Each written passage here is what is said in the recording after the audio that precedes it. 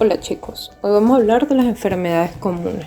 Este tema corresponde al tema 3 de nuestra unidad 6. Para comenzar, observemos estas dos placas de Petri identificadas con la letra A y la letra B. En las dos placas de Petri se encuentra un medio estéril, es decir, que estaba libre de contaminación para el crecimiento de bacterianos, y una persona colocó suavemente sus dedos con el fin de dejar sus huellas. En la placa A los puso sin haberse lavado las manos previamente, y en la placa B lo hizo luego de haberse lavado las manos con agua y jabón. Se conservan estas placas durante una semana y luego de una semana se observan los resultados. A continuación, por favor, responde. ¿Qué ha pasado? ¿Cómo relacionas estos resultados con las enfermedades infecciosas comunes? Las enfermedades pueden clasificarse según diversos criterios, por ejemplo, por la rapidez con la que aparecen y por su duración. Pueden ser agudas, si se manifiestan rápidamente pero son de corta duración, como la gripe, o crónicas, cuando se manifiestan lentamente pero duran mucho tiempo, inclusive toda la vida, como por ejemplo la artritis. Las enfermedades pueden ser ocasionadas por muchas y variadas causas. Dependiendo de su origen, es posible identificarla en dos grandes grupos, como enfermedades infecciosas y enfermedades no infecciosas. Las enfermedades infecciosas son producidas por agentes patógenos o infecciosos que suelen propagarse de un individuo a otro, como la gripe o la tuberculosis. Actualmente conocemos de una enfermedad infecciosa que está afectando a todo el mundo, que es la enfermedad del COVID-19. Las enfermedades no infecciosas no son causadas por agentes patógenos y su origen es muy diverso. Algunas tienen una causa concreta, como un traumatismo, pero la mayoría se deben a múltiples causas como la diabetes, la hipertensión o el cáncer. Cuando hablamos de enfermedades infecciosas, hablamos de enfermedades que son causadas por agentes patógenos microscópicos que invaden a un ser vivo, denominado hospedador. Este agente se multiplica y pasa a otros seres vivos por contagio. Actualmente se utilizan antibióticos para combatir la mayoría de las enfermedades infecciosas, exceptuando las enfermedades causadas por los virus que requieren de otro tipo de tratamiento. ¿Cuáles son los tipos de agentes infecciosos? Hay diversos tipos de agentes infecciosos y cada uno de ellos es microscópico. Ejemplo, tenemos las bacterias, que son organismos unicelulares procariotas.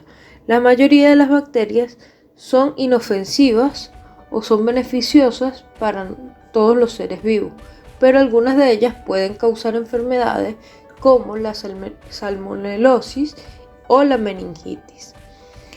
Luego tenemos los protozoos. Los protozoos son organismos unicelulares eucariotas. Algunos de ellos son causantes de enfermedades como la malaria o paludismo, la toxoplasmosis o la enfermedad del sueño. Otro microorganismo infeccioso son los hongos. Los hongos son organismos unicelulares o pluricelulares que algunos pueden causar enfermedades como la tiña, el pie de atleta o la candidiasis. Por último, los virus son todos los parásitos celulares y causantes de enfermedades infecciosas. El SIDA, la gripe, la varicela, la fiebre hemorrágica, del ébola, son enfermedades víricas al igual que la COVID-19. Ahora, ¿qué daños causan estos agentes infecciosos? Los daños que causan se deben a dos factores. El primero de ellos es su capacidad de invasión, debido a que estos microorganismos se multiplican en el organismo y con ello alteran las funciones vitales, destruyen o envenenan las células que parasitan. Su toxicidad, es decir, que tienen la capacidad de destruir las células que parasitan o envenenan con sustancias fabricadas toxinas. Estos son los dos factores principales de daño que causan estos agentes infecciosos. Ahora, ¿cómo ingresan los agentes infecciosos a nuestro sistema?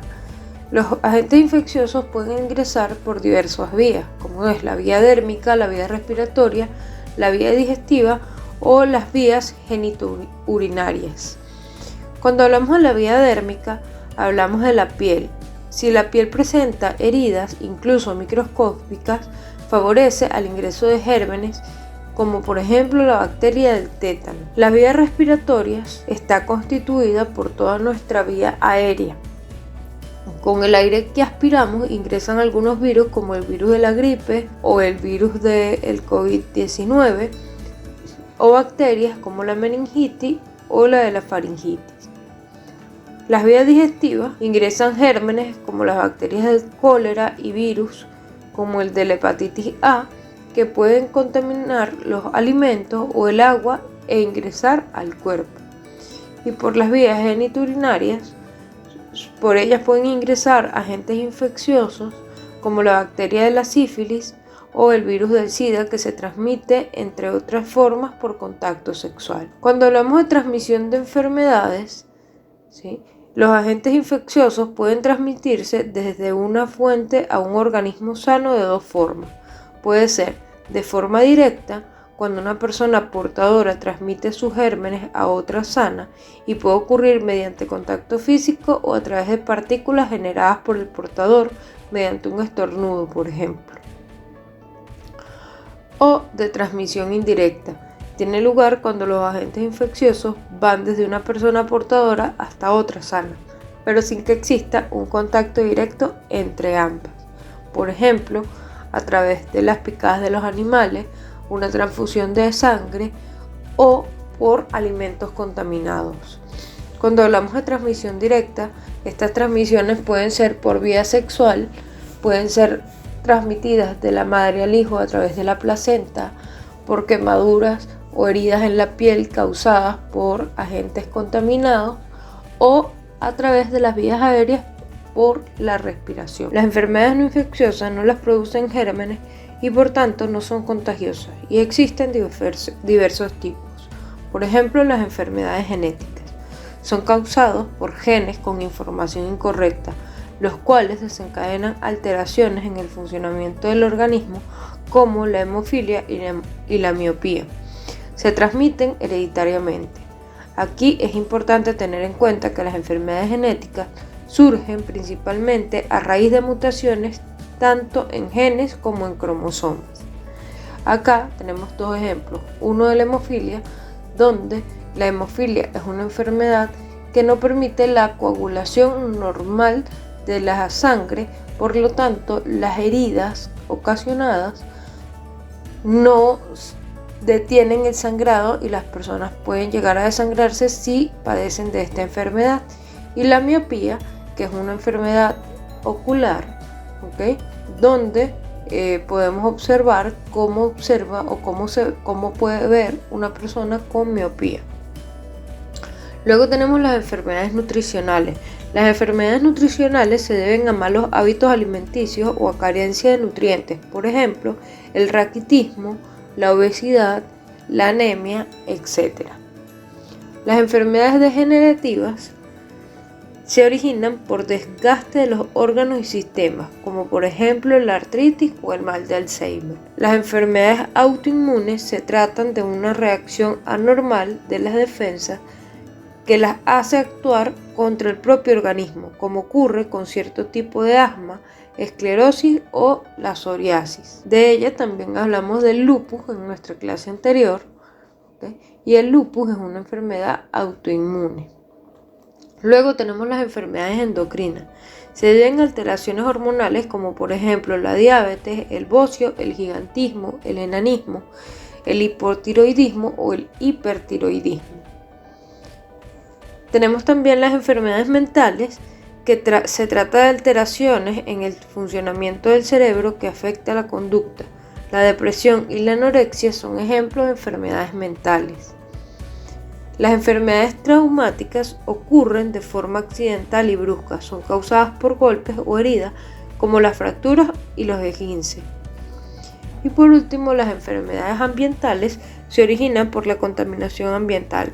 Estas pueden producir estrés, intoxicación, sordera, ansiedad, etc. Cuando hablamos de endemia, epidemia y pandemia, hablamos de que cada cierto tiempo emerge una nueva enfermedad infecciosa ocasionada por un germen desconocido.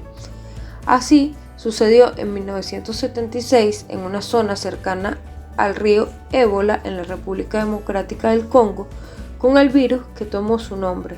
Tras varios brotes en África, en el año 2014 aparecieron los primeros casos del virus del ébola en España y Estados Unidos, con la consiguiente alarma social. La epidemiología es la ciencia que estudia y describe la salud y las enfermedades que se presentan en una determinada población. Según el número de habitantes, tiempo y extensión geográfica que abarca una enfermedad, se utilizan los siguientes términos. Endemia, si es una enfermedad que se produce de manera habitual y más o menos constante en una población concreta. La malaria, por ejemplo, es una enfermedad infecciosa endémica en muchos países de África y en las zonas andinas. Una endemia puede convertirse en epidemia si se incrementa el número de casos. Una epidemia es cuando una enfermedad afecta a una población concreta con mayor frecuencia de lo esperable en un determinado tiempo. Hay muchos ejemplos históricos de epidemias causadas por enfermedades infecciosas, como la peste bubónica, el cólera, la viruela, la polio, diversas gripes, la fiebre del ébola, etc.